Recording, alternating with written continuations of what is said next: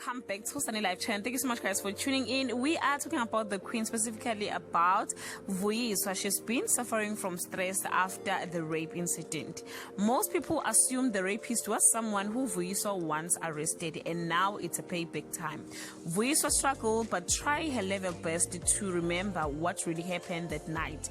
She's been having some flashback about what happened. She remembered the shoes that was worn by the rapist that night, and it happened that Derek, the new police officer, had the same shoes. On the previous episode, Vuyiswa was kidnapped by this new police officer. Guys, I'm not sure if Vuyiswa was wearing a bulletproof or what, but on the previous episode, Vuyiswa tried to escape, but she was shot by Derek.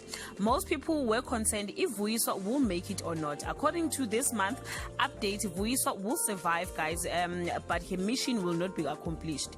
I assume Derek will run away and Tembisa will turn on Vuyiswa and Hector, making their manhunt more difficult. Remember, Vuyiswa was not the only victim, so the community will be very angry about the case outcome. Guys, this is my opinion and assumptions. You are allowed to share your opinion on the comment section. Thank you so much, guys, for watching this video. See you on my next upload.